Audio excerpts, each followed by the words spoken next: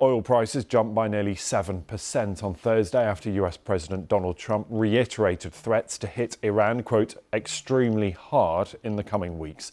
But he failed to give concrete details on how the war will end. Brent crude rose to over $107 a barrel.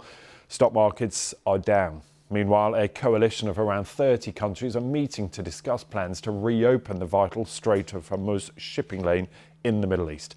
It is at a virtual summit hosted by the UK today.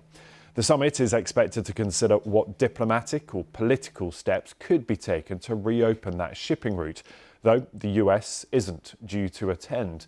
Well, for investors, the fear factor is back. There are mixed messages coming from Washington and Tehran, with President Trump's speech implying that there could be a further escalation. We are systematically dismantling the regime's ability to threaten America or project power outside of their borders. That means eliminating Iran's Navy, which is now absolutely destroyed, hurting their Air Force and their missile program at levels never seen before, and annihilating their defense industrial base. We've done all of it. Their Navy is gone, their Air Force is gone, their missiles are just about used up or beaten. Taken together, these actions will cripple Iran military, crush their ability to support terrorist proxies, and deny them the ability to build a nuclear bomb.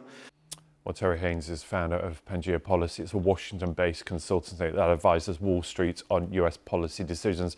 We'll hear from him in just a moment, but let's get the thoughts of Natalie Tocci, who's Professor of Practice at the Johns Hopkins School of Advanced International Studies in Europe. Natalie, good to have you here. And look, there's so much going on there, isn't there, that we hear from President Trump about, hitting them extremely hard, and yet no details about how it ends.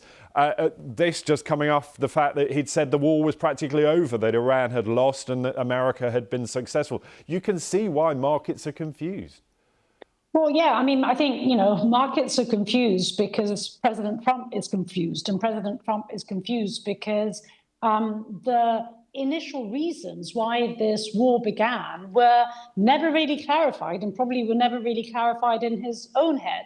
And so, if the goals are basically undefined, what you end up doing is focusing on simply the actions of a war. We hear a lot about how many targets are being hit nonstop. It actually reminds us a little bit of the kind of narrative that was there during the Vietnam War, where, given that you're actually not talking about whether or not you're achieving your goals, you just focus on the kind of use of the means, right? Which obviously, when it comes to US military power, are very impressive. But of course, the outcomes of this are very undefined. And so I think you have these oscillations which, tend to really map Trump's nervousness, particularly as far as markets are concerned. So on the one hand, Trump wants out because of the economic repercussions of this war, because this war is obviously revealing to be an absolute strategic debacle for the United States. And on the other hand, precisely because it is, and so far it has been such a disaster for the United States, he actually knows that he cannot quite get out yet.